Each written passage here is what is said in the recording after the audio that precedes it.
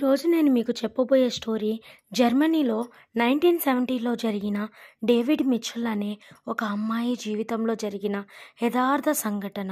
ఆ విషయం ఎప్పుడు ఎవరు తలుచుకున్నా చాలా భయం కలిగించే ఒక పీడకల లాంటిది. ఇప్పుడు స్టోరీలోకి వెళ్దాం.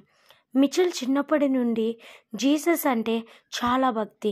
చిన్నప్పటి నుండి ప్రతిరోజు చర్చికి వెళ్తూ ఉండేది. అయితే ఒకరోజు మిచెల్ తల్లిదండ్రులు ఒక ఇంటిని తీసుకున్నారు. అదే మిచెల్ జీవితంలో పెను మార్పులు తీసుకొచ్చింది. ఎంతో సంతోషంగా ఉండే మిచెల్ దెయ్యాలతో చిత్రవాది అనుభవించింది. అయితే ఆ ఇంటిని తీసుకున్న తర్వాత మిచెల్ ప్రవర్తనలో చాలా మార్పు వచ్చింది. మిచెల్ ఆ రోజు నుండి చర్చికి వెళ్ళేది కాదు.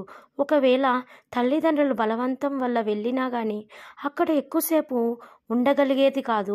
ఎప్పుడైనా తన స్నేహితురాలతో కలిసి చర్చికి వెళ్ళినప్పుడు అందరూ ప్రార్థన చేస్తున్న సమయంలో తన కాళ్ళ కింద మంటలు పుట్టినట్టుగా కాలిపోతుంది అని తన స్నేహితురాలికి చెప్పింది. చర్చిలో ఇదే పవిత్ర జలాన్ని కూడా తాగలేకపోయింది. ఎంతో పవిత్రమైన సిలువను చూడలేకపోయింది. తాకను కూడా తాకలేకపోయింది. మిచెల్ ప్రవర్తనలో ఈ మార్పు చూసిన ఆమె తల్లిదండ్రులు ఎంతో భయపడ్డారు. మిచెల్ను భూతాలు వదిలించే చర్చి ఫాదర్ దగ్గరకు తీసుకెళ్దాం అనుకున్నారు. కానీ జర్మనీలో ఇలాంటి వాటికి అక్కడ గవర్నమెంట్ పర్మిషన్ ఇవ్వదు. అయితే కొద్ది రోజుల తర్వాత మిచెల్ ఇంకా వింతగా ప్రవర్తించేది. రాత్రులు పెద్దగా శబ్దాలు చేస్తూ అరుస్తూ ఉండేది. అయితే చర్చి ఫాదర్లు గవర్నమెంట్ పర్మిషన్ కోసం మిచెల్ వాళ్ళ ఇంట్లో కెమెరాలను పెట్టారు. ఆ కెమెరాలు మిచెల్ యొక్క భయంకరమైన ప్రవర్తనను రికార్డ్ చేశాయి. తను ఉన్నట్టుండి ఒక్కసారిగా గాల్లోకి లేచి గట్టిగా అరుస్తూ తనని తానే గాయబ్ చేసేసుకుంటుంది.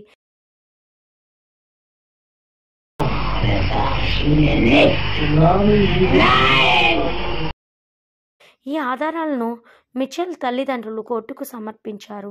అప్పుడు కోర్టు వారికి అనుమతినిచ్చింది.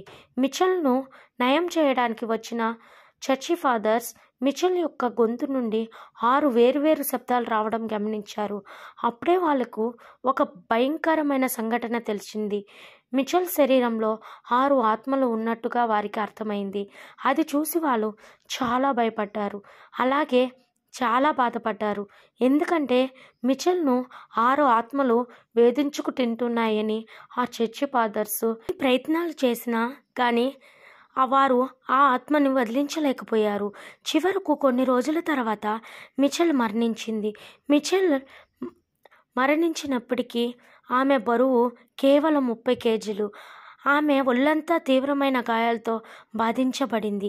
ఈ సంఘటన జరిగిన తర్వాత చర్చి ఫాదర్లు ఆమెను బాధించారని కోర్టులో కేసు వేయబడింది. అయితే మిచెల్ గొంతు నుండి వినపడిన 6 రకరకాల శబ్దాల వీడియోలను కోర్టు ముందుకు ఉంచారు. అప్పుడు కోర్టు వాళ్ళని విడుదల చేసింది.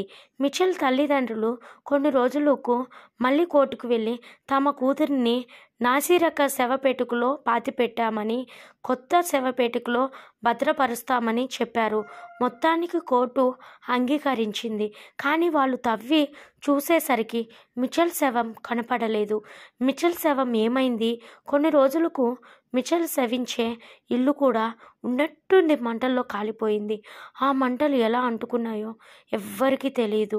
ఇలా మిచెల్ కథ చాలా విషాదంలో మునిగింది.